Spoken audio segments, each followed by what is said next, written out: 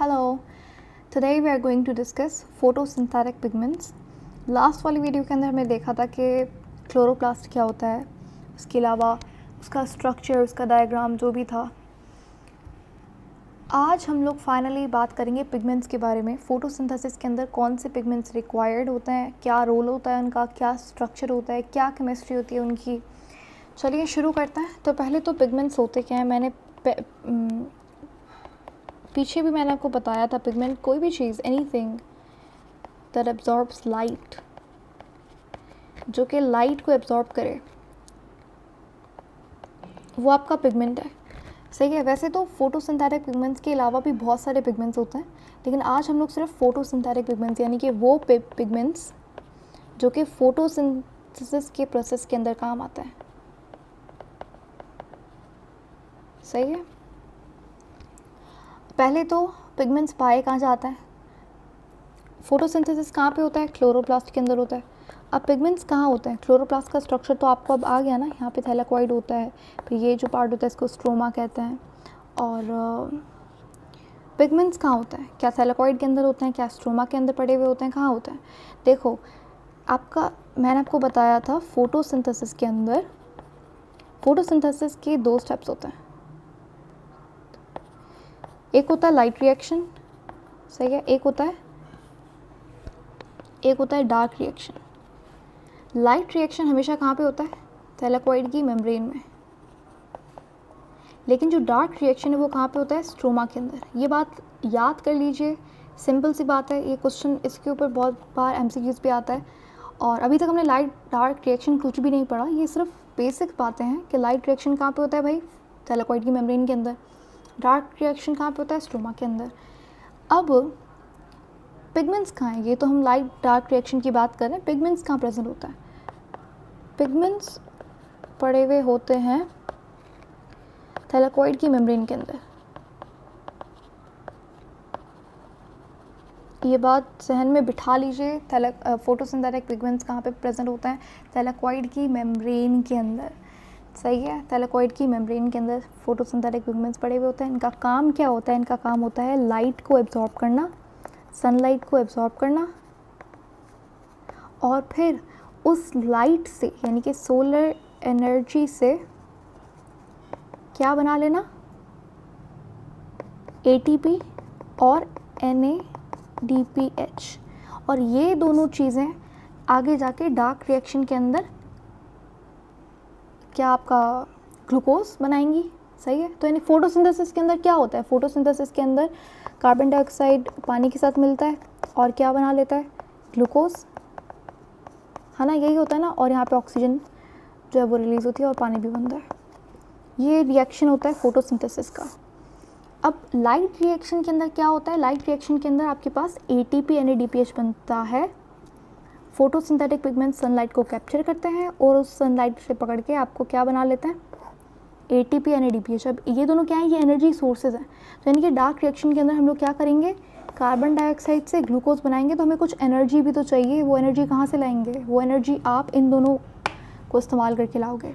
सही है. तो फोटोसिंथेटिक पिगमेंट्स बड़े इंपॉर्टेंट होते हैं. अगर वो नहीं होंगे तो ग्लूकोज भी अल्टीमेटली नहीं बनेगा. सनलाइट को एब्जॉर्ब कौन करेगा, और ये जो एनर्जी बन रही है ये बेसिकली हम लोग सोलर एनर्जी को ही कन्वर्ट कर रहे हैं.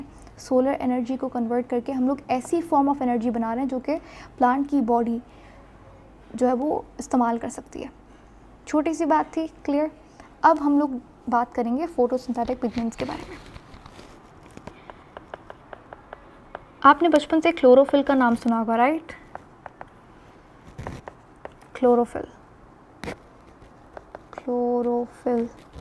ये क्या होता है, ये पिगमेंट होता है. इसका कलर ग्रीन होता है. ये वो बात है जो मतलब प्राइमरी क्लासेस से पढ़ते हुए आ रहा है. लेकिन इसके अलावा भी बहुत सारे पिगमेंट्स होते हैं. सही है. प्लांट के अंदर जो क्लोरोफिल होता है वो A और B होता है, chlorophyll A and chlorophyll B. सही है. लेकिन वैसे क्लोरोफिल C भी होता है, D भी होता है, E भी होता है. लेकिन ये थोड़े से रेयर होते हैं और ये प्लांट्स के अंदर नहीं पाए जाते. ये दूसरे ऑर्गेनिजम्स जैसे कि अल्गी वगैरह हो गया, इनके अंदर पाए जाता है. तो हम लोग इसको आज डिटेल के अंदर देखेंगे और बाकी जो जितने भी फोटोसिंथेटिक पिगमेंट्स हैं उनको भी देखेंगे. तो दूसरा हो जाएगा कैरोटीनॉइड्स. सही है। आपने बायोमोलिक्यूल्स के अंदर लिपिड नाम का बायोमोलिक्यूल पढ़ा होगा, ठीक है, नहीं पढ़ा तो नाम तो सुना होगा, सही है। लिपिड के अंदर क्या होता था, इस चैनल के ऊपर भी लिपिड का पूरा बायोमोलिक्यूल का पूरा प्लेलिस्ट प्रेजेंट है। आप हो सके तो प्लीज़ मेक श्योर कि आपको बायोमोलिक्यूल्स आता है, आप कहीं से भी पढ़ लो, डजंट मैटर, बट स्टिल आपको बायोमोलिक्यूल्स आना चाहिए, क्योंकि बायोलॉजी का बेसिक है यार वो। तो इसीलिए बायोमोलिक्यूल के अंदर एक आपके पास लिपिड नाम का बायोमोलिक्यूल होता है, और इसकी 3 कैटेगरीज मैंने आपको बताई थी, एक होता है सिंपल, एक होता है कॉन्जुगेटेड और एक होता है ड्राइव्ड, सही है। अब ड्राइव्ड लिपिड के अंदर एक नाम था टर्पिनोइड्स, जितने भी ड्राइव्ड लिपिड थे वो टर्पिनोइड्स थे, ठीक है। ये स्पेशल कैटेगरी होती है मॉलिक्यूल्स की, अभी इसके ऊपर नहीं जाएंगे वरना थोड़ी सी कन्फ्यूजन क्रिएट हो सकती है। तो यहाँ पे टर्पिनोइड्स जब हम लोग पढ़ रहे थे डिटेल के अंदर, तो यहाँ पे मैंने आपको एग्जांपल दिया था कैरोटिनॉइड्स का, और ये वही कैरोटिनॉइड है। तो यानी कि कैरोटिनॉइड क्या हुआ, ड्राइव्ड लिपिड। टेक्निकली ये लिपिड्स नहीं होते, सिर्फ इनकी प्रॉपर्टीज़ आपस में मिलती हैं, लिपिड जैसे होते हैं ये लोग, ठीक है। अच्छा, तो इसके बारे में भी हम लोग अभी देखेंगे। अभी सिंपल आपको एक छोटी सी बात बताइए। थर्ड आपके पास आ जाता है ज़ेंथोफिल्स। वैसे तो ज़ेंथोफिल अलग से क्यों लिखते हैं मुझे नहीं पता, लेकिन असल में होता क्या है कि ज़ेंथोफिल कैरोटिनॉइड की ही कैटेगरी होती है। कैरोटिनॉइड्स 2 तरीके के होते हैं, वो भी जब हम लोग यहाँ पे डिस्कस करेंगे इसके बारे में डिटेल के अंदर, तब मैं आपको बताऊंगी। लेकिन असल में ज़ेंथोफिल क्या होता है, वो कैरोटिनॉइड की ही टाइप होती है, याद रखिएगा। चलें, तो ये थे आपके पास फोटोसिंथेटिक पिगमेंट्स के नाम। अब इनको एक एक करके हम लोग अच्छे से देख लेते हैं। अच्छा, उससे पहले पिगमेंट्स पढ़ने से पहले एक इम्पॉर्टेंट चीज़ आपको मैं यहाँ पे बताना चाहूँगी। लास्ट वाले लेक्चर के अंदर ये मिस हो गया था। यहाँ पे एक छोटा सा टॉपिक कर लेते हैं, रोल ऑफ, टॉपिक नहीं है, बहुत छोटी सी एक बात है जो पता होना बहुत ज़रूरी है, रोल ऑफ सनलाइट, ठीक है। आपने पार का नाम सुना होगा, अब ये क्या होता है, नहीं सुना तो कोई बात नहीं, लेकिन ये होता क्या है अभी मैं आपको बता देती हूँ। बहुत सिंपल सी चीज़ होती है। देखो, आपको पता है लाइट क्या होती है, फिज़िक्स के अंदर पढ़ते हुए आ रहे हो, लाइट जो है वो इलेक्ट्रोमैग्नेटिक रेज होती है। इसको पार्टिकल भी कंसिडर किया जाता है, इसको वेव्स भी कंसिडर किया जाता है। इसके स्पेक्ट्रम को, लाइट के स्पेक्ट्रम को क्या कहा जाता है, इलेक्ट्रोमैग्नेटिक स्पेक्ट्रम। ये तो बहुत सिंपल बेसिक फिज़िक्स है ना। तो इलेक्ट्रोमैग्नेटिक स्पेक्ट्रम के अंदर ह्यूमन आई, बहुत ही गंदी आँख बनी है बट ठीक है, ह्यूमन आई जो वेवलेंथ देख सकती है, लाइट, सनलाइट ले लो, सनलाइट, अच्छा ये सनलाइट है, तो सनलाइट की जो स्पेसिफिक वेवलेंथ है जो एक इंसानी आँख देख सकती है, वो 380 नैनोमीटर से लेकर 750 नैनोमीटर तक होती है, सही है। याद रखिएगा ये रेंज बहुत इम्पोर्टेंट है। ये वो रेंज है जहाँ पे ह्यूमन आई सनलाइट को देख सकती है। जो कलर्स हम लोग देखते हैं, वॉयलेट, रेड वगैरह, ऑरेंज, जितने भी होते हैं, वो हमें नज़र इसलिए आते हैं क्योंकि वो इस रेंज के होते हैं। ह्यूमन आई 220 nm नहीं देख सकती, ह्यूमन आई 800 nm नहीं देख सकती, सही है। तो बहुत छोटी सी बात थी। अच्छा, उसके अलावा एक और चीज़ समझ लीजिए कि प्लांट्स भी पूरी की पूरी सनलाइट को इस्तेमाल नहीं कर सकते। प्लांट्स भी एक बहुत स्पेसिफिक रेंज होती है जिसको इस्तेमाल करके ग्लूकोज बनाते हैं, और वो रेंज भी 380 to 750 होती है। कहीं कहीं पर ये 400 to 700 भी लिखा हुआ होता है, 400 to 700 nm, बट मैं प्रेफर करूँगी आप ये नंबर से याद करो। खैर, तो ये जो रेंज होती है, इस रेंज को इस्तेमाल करके प्लांट्स भी अपना खाना बनाते हैं। तो यानी कि इससे 750 से ऊपर की जो रेंज होगी वो ह्यूमन आई, प्लांट्स दोनों के लिए डेंजरस है। फॉर एग्जांपल इंफ्रारेड हो गया, अल्ट्रावायलेट हो गया।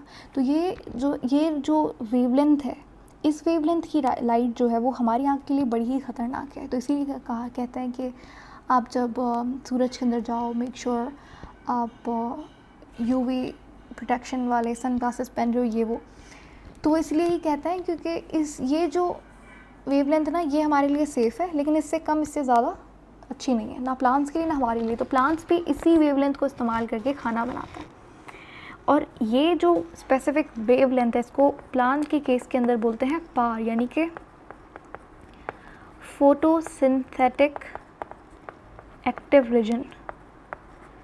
ठीक है, बस इतनी सी बात थी और कुछ भी नहीं बताया, बहुत छोटी सी बात थी, लेकिन हाँ मुझे लगा ये बहुत इंपॉर्टेंट है और पता होना चाहिए। दोबारा रिपीट कर देते हैं बहुत शॉर्ट के अंदर। देखो, सनलाइट की जो रेंज होती है, जितना भी इलेक्ट्रोमैग्नेटिक स्पेक्ट्रम होता है, इसके अंदर बहुत सारी तरीके की वेव्स होती हैं, radio active, ultraviolet, infrared. उसके अंदर एक स्पेसिफिक रेंज होती है जो ह्यूमन आई देख सकती है, उससे 380 nm टू 750 nm की लाइट होती है, उसके बीच की लाइट होती है, हम लोग देख सकते हैं। और प्लांट भी 380 टू 750 nm की लाइट को इस्तेमाल कर खाना बना सकते हैं, यानी कि सूरज की जितना पूरा जो स्पेक्ट्रम है वो प्लांट भी इस्तेमाल नहीं कर सकता। स्पेसिफिक रेंज ही है जो प्लांट इस्तेमाल कर सकता है, उससे हम लोग पार बोलते हैं, जो कि 350 टू 750 होता है, सॉरी 380 टू 750 होता है। इसका फुल फॉर्म है फोटोसिंथेटिक एक्टिव रीजन। क्लियर? तो ये थी हमारी छोटी सी बात। अब हम लोग टॉपिक पे दोबारा वापस आ जाते हैं, जो कि क्या था, पिगमेंट्स। पहले बात करेंगे क्लोरोफिल की, उसके बाद कैरोटीनॉइड्स एंड देन ज़ेनथोफिल्स। देखो यार, होता क्या है, पहले कर लेते हैं क्लोरोफिल की बात। ओके, यहाँ पे क्लोरोफिल, सही है, शुरू करते हैं।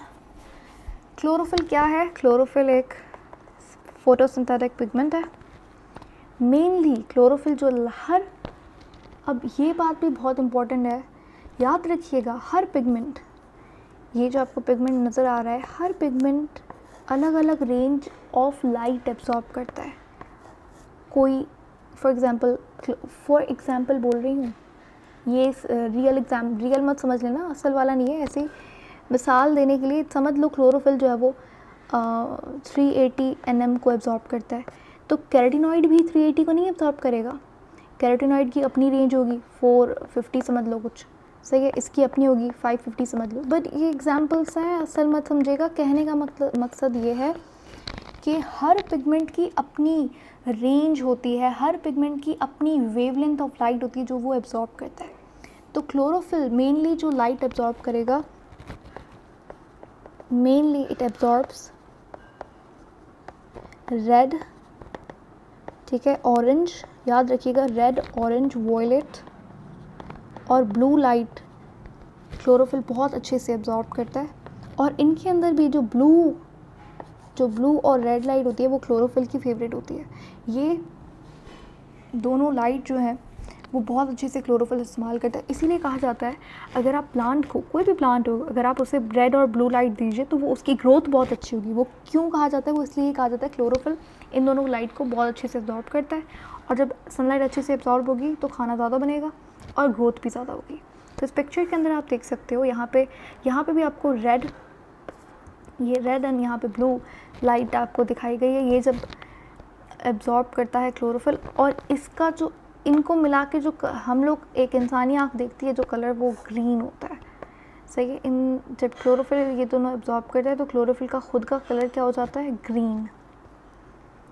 तो बेसिकली अगर आपसे कोई पूछे क्लोरोफिल ग्रीन क्यों होता है, वो इसलिए होता है क्योंकि एब्जॉर्ब ये ब्लू को करता है और रेड को करता है, लेकिन होता ये खुद ग्रीन है क्योंकि इन दोनों लाइट का जो मिक्सचर होता है वो ग्रीन कलर देता है, सही है। जबकि क्लोरोफिल ग्रीन लाइट एब्जॉर्ब ही नहीं करता, बहुत कम, यानी कि ग्रीन और येलो लाइट जो है वो क्लोरोफिल बहुत कम एब्जॉर्ब करता है, बहुत कम करता है रेड ब्लू के मुकाबले। अच्छा, उसके बाद क्लोरोफिल की भी टाइप्स होती हैं, यहाँ पे हम लोग देखेंगे।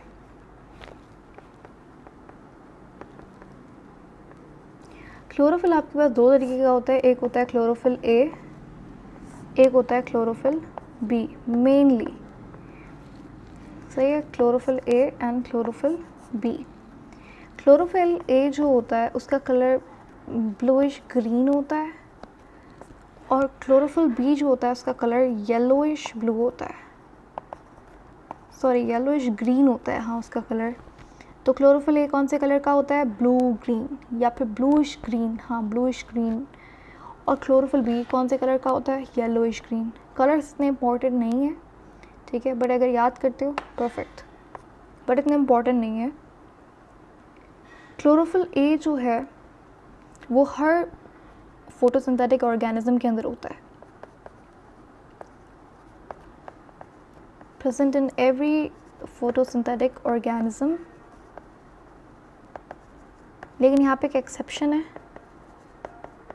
भाई, एक्सेप्शन ना हो तो फिर मज़ा ही क्या।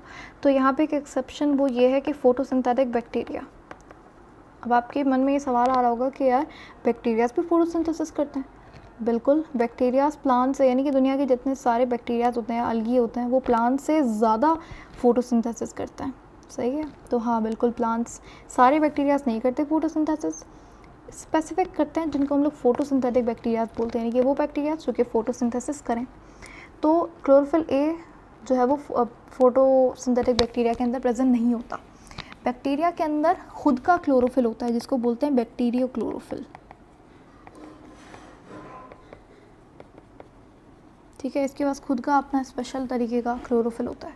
अच्छा, क्लोरोफिल बी भी जो है वो हर फोटोसिंथेटिक ऑर्गेनिज्म के अंदर प्रेजेंट है, लेकिन यहाँ पे जो एक्सेप्शन होती है वो होती है अलगी की और फोटोसिंथेटिक बैक्टीरिया की। चलो बैक्टीरिया के अंदर तो होता है भाई बैक्टीरियो क्लोरोफिल, लेकिन अलगी के अंदर क्या होता है? मैंने अभी थोड़ी देर पहले ही बताया, दोबारा से लिख रही हूँ कि अलगी के अंदर स्पेशल टाइप ऑफ क्लोरोफिल होता है, chlorophyll c, chlorophyll d, chlorophyll e, इस तरीके से। लेकिन क्लोरोफिल ए भी नहीं होता। अच्छा, उसके बाद क्लोरोफिल ए, क्लोरोफिल बी का अलग अलग फार्मूला होता है। लेकिन अगर आपसे एमसीक्यूज़ में पूछा जाए क्लोरोफिल का फार्मूला क्या है, वो आपसे ये नहीं कह रहा कि क्लोरोफिल ए का क्या है या बी का क्या है, तो आप हमेशा क्लोरोफिल ए के फार्मूले को कंसिडर करेंगे, क्योंकि ये अबंडेंट होता है, ज़्यादा इंपॉर्टेंट होता है क्लोरोफिल बी से। अभी मैं लिखती हूँ फार्मूलाज, इनके हैं C55 H72 O5 N4 Mg, और ये इम्पॉर्टेंट है, बड़ा है तो ये करके स्किप मत कर दीजिएगा, ये इंपॉर्टेंट है और ये एमसीक्यूज़ के अंदर आता है। C55 H72 O5 N4 Mg। Anyway, so chlorophyll b का फॉर्मूला क्या होता है? C50, बहुत आसान है, सेम ही होता है ऑलमोस्ट, थोड़ा सा डिफरेंस होता है। C55 H70 होता है, यहाँ पर O4 लगा दीजिए, एंड एक मिनट, O6 होता है यहाँ पर, O6 N4 Mg। सही है, सिर्फ यहाँ पे डिफरेंस है और यहाँ पे। तो अगर आपसे पूछा जाए क्लोरोफिल का फॉर्मूला क्या होता है, तो आप ये फॉर्मूला लिखेंगे हमेशा। सही है, क्योंकि स्पेसिफाई नहीं कर रहा ना भाई कि ए का पूछ रहा है, बी का पूछ रहा है। अगर आपसे बोले कि बी का बताओ तो आप ये लिखेंगे ऑफ कोर्स। सही है, तो C55 H72 O5 N4 Mg। सही है। अच्छा, अब हम लोग करेंगे क्लोरोफिल के स्ट्रक्चर की बात। तो कहाँ पे लिखें? हमें एक नया पेज इस्तेमाल करना पड़ेगा। तो यहाँ पे हम लोग लिखेंगे स्ट्रक्चर ऑफ क्लोरोफिल। देखो, क्लोरोफिल का स्ट्रक्चर याद करने का कोई भी मतलब कोई ऐसा नहीं है कि याद करना है, इंपॉर्टेंट नहीं है, छोड़ दो। लेकिन क्लोरोफिल का बेसिक आपको आना चाहिए कि अच्छा उसका ये हाइड्रोफोबिक पार्ट होता है, ये हाइड्रो, इतना आपको आना चाहिए। यानी कि पूरा ऐसा रिंग स्ट्रक्चर बनाने की ज़रूरत नहीं है, वो इम्पॉर्टेंट नहीं है, बट स्टिल आपको जितना एमसीक्यूज़ में आएगा उतना पढ़ लीजिए, जो मैं आपको बताने जा रही हूँ, और ये इंपॉर्टेंट चीज़ है। देखिए, क्लोरोफिल के अंदर दो पार्ट्स होते हैं, जैसे लिपिड के नहीं होते दो पार्ट, एक हेड होता है, देन उसके टेल्स होते हैं। ये जो होता है ये आपके पास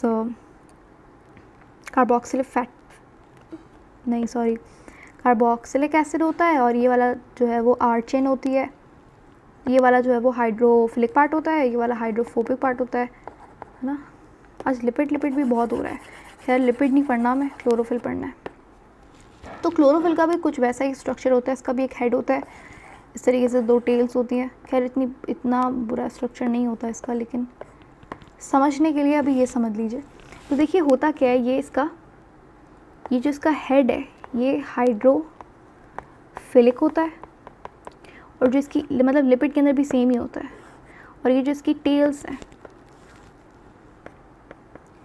ये हाइड्रोफोबिक होती हैं, सही है। कितनी टेल्स हैं? 2 ही हैं तो 2 ही होंगी, 2 ही नज़र आ रही हैं तो 2 ही होंगी ना। और ये क्या है? ये इसका हेड है। अच्छा, होता क्या है कि अगर आपसे पूछा जाए कि क्लोरोफिल किस मॉलिक्यूल की तरह दिखता है तो इसका स्ट्रक्चर जो है, अंदर वाला जो स्ट्रक्चर की बात कर रही हूँ, वो दिखता है हीमोग्लोबिन की तरह। अब हीमोग्लोबिन की तरह कैसे दिखता है? देखो, हीमोग्लोबिन के अंदर क्या होता है, आपके पास आयरन होता है, फिर गॉबलिन चेन्स लगी हुई होती हैं ना, तो बेसिकली वहाँ पे क्या एलिमेंट होता है? आयरन। क्लोरोफिल के अंदर ये एमसीक्यू आ सकता है भाई, देख लीजिएगा इसको। तो क्लोरोफिल हीमोग्लोबिन की तरह दिखता है। हीमोग्लोबिन के अंदर आयरन एटम्स होता है, क्लोरोफिल के अंदर क्या होता है? मैग्नीशियम। मिडिल एलिमेंट क्या होगा? आपसे पूछा जाएगा क्लोरोफिल का मिडिल एलिमेंट क्या है? What is the middle element for chlorophyll? हमेशा आप आंसर देंगे मैग्नीशियम। ओके, मैग्नीशियम भाई इसका मिडिल एलिमेंट होता है। उसके बाद उसके साथ ये जो मैग्नीशियम है, इसकी जो रिंग होती है, ये अभी रिंग बनाना नहीं सीखना हमें, लेकिन इसकी जो रिंग होती है उसका नाम याद कर लीजिए। उस रिंग को बोलते हैं पॉर्फिरिन रिंग। पॉर्फिरिन रिंग, सही है। और ये रिंग जो है मैग्नीशियम की, जो ये रिंग है, ये रिंग इस तरीके से, ये रिंग ना इस तरीके से 4 नाइट्रोजन से अटैच होती है और ये नाइट्रोजन आगे जाके 4 कार्बन से अटैच होते हैं। 1 2 3 4। बहुत ही बुरा बना है, लेकिन हाँ समझने के लिए आई थिंक अच्छा लग रहा है। खैर, मैग्नीशियम मैं दोबारा से बता रही हूँ, मैग्नीशियम कहाँ पे होता है? मैग्नीशियम सेंटर के अंदर होता है। अगर आपसे पूछे कौन सा एलिमेंट सेंटर एलिमेंट है, तो मैग्नीशियम सेंटर एलिमेंट होता है। अब जो चेन है मैग्नीशियम की, ये जो पूरी चेन बन रही है, इस चेन को बोलते हैं पॉर्फिरिन चेन, सही है। और ये पॉर्फिरिन चेन फर्दर 4 चेन से अटैच होती है ना। पॉर्फिरिन चेन 4 आगे जाके चेन, नॉट चेन क्यों बोल रही हूँ भाई, sorry, I am so sorry, ये चेन नहीं रिंग है। तो ये जो पॉर्फिरिन रिंग है आगे जाके 4 और रिंग से अटैच होती है। ये मैंने बनाया ना भाई, 1 2 3 4, सही है। इन 4 चेन्स को क्या बोलते हैं? इन 4 चेन्स को बोलते हैं पायरोल चेन। अरे भाई क्या मसला है? अब फिर दोबारा chain, I apologize from the bottom of my heart, I don't know why मैं चेन बोल रही हूँ, लेकिन ये रिंग है भाई, रिंग। अगर अब मैं बोलूँ चेन तो समझ आइएगा रिंग। तो ये पॉर्फिरिन रिंग जो है अटैच होती है आगे जाके 4 पायरोल रिंग से। देखो ये पूरी क्या है? मैग्नीशियम की जो रिंग है वो पॉर्फिरिन रिंग है, और ये पॉर्फिरिन रिंग देखो इस तरीके से 4 पायरोल रिंग से अटैच होती है, ठीक है। पायरोल रिंग के अंदर क्या क्या होता है अभी मैंने बताया, 1 नाइट्रोजन होता है और 4 कार्बन होता है। तो बस यही क्वेश्चन आ सकता है क्लोरोफिल के स्ट्रक्चर से, और कुछ ज़्यादा आपसे नहीं पूछा जाएगा। ये आपसे पूछा जा सकता है क्लोरोफिल ए क्लोरोफिल बी के अंदर बेसिक डिफरेंस क्या होता है। देखो भाई, क्लोरोफिल ए क्लोरोफिल बी के अंदर बड़ा डिफरेंस है, फॉर्मूले का डिफरेंस है, प्रॉपर्टीज़ का डिफरेंस है, लेकिन जो मेन डिफरेंस होगा वो क्या है कि इनकी जो पायरोल रिंग्स मैंने आपको बताया है ना, जो इनकी सेकंड पायरोल रिंग होती है, समझ लो ये 1 2, मुझे नहीं पता 1 2 कौन सी होती है, क्या यहाँ से 1 2 शुरू होता है, लेकिन समझाने के लिए बोल रही हूँ 1 2, समझ लो ये 1 2 3 4 है, मैंने ऐसे नंबर कर दिया। अब जो सेकेंड वाली जो पायरोल रिंग होती है, इसके ऊपर जो ग्रुप अटैच होता है, क्लोरोफिल ए के अंदर मिथाइल ग्रुप होता है, chlorophyll A have methyl group on second pyrrole ring, और chlorophyll B have aldehyde एक ग्रुप कुछ भी बोल सकते हो, aldehyde on second pyrrole ring।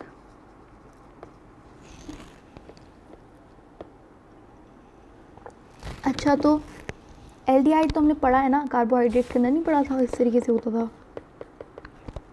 खैर, ये आपको इतना डिटेल के अंदर करने का कोई ज़रूरत नहीं है, बट हाँ ये स्ट्रक्चर से आपको क्वेश्चन आ सकता है कि बताइए पॉर्फिरिन रिंग कितने पायरोल रिंग से अटैच होती है? 4 से।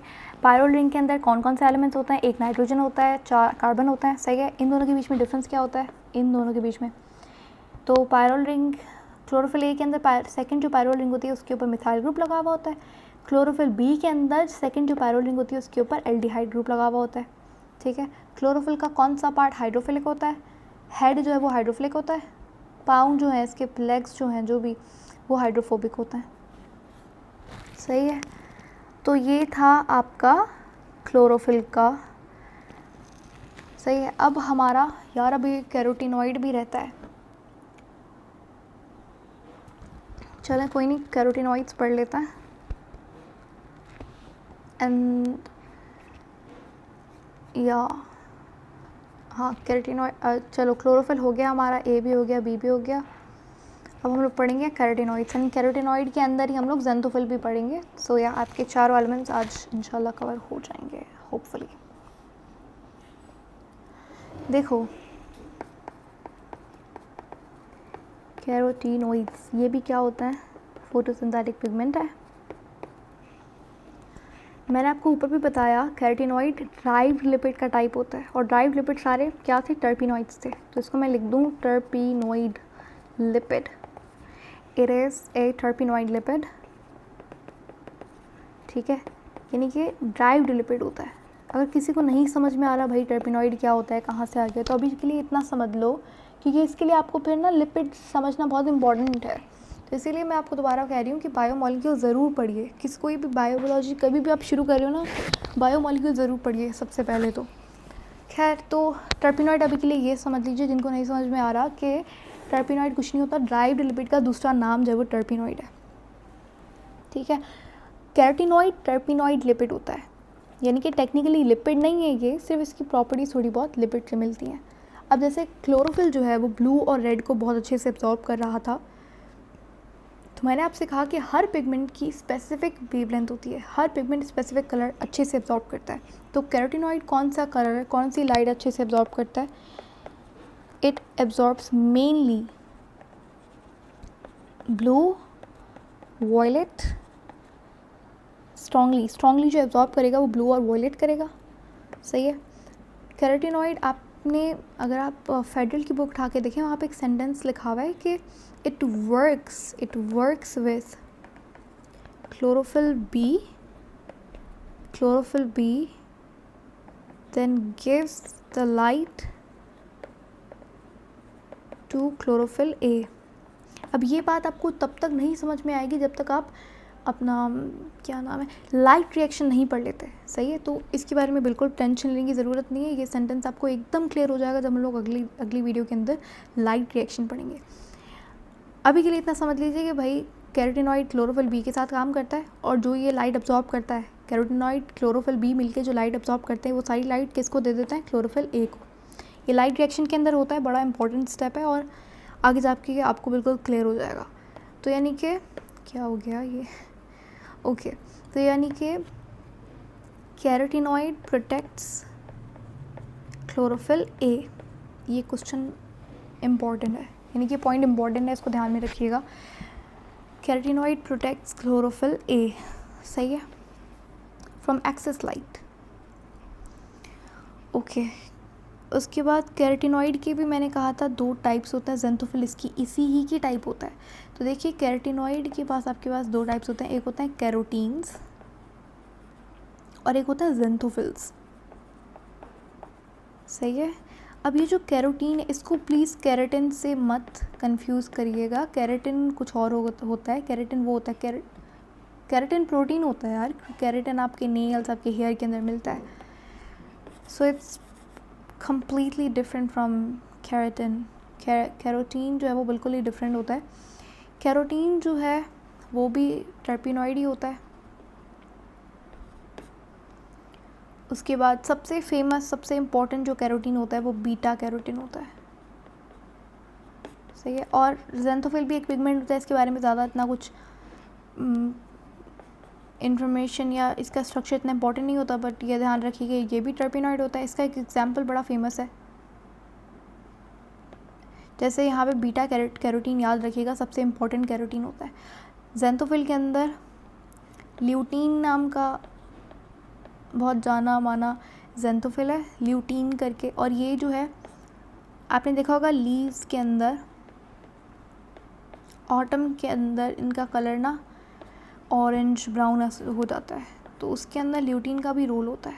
सही है, तो ये था कैरोटीन के बारे में इन्फॉर्मेशन।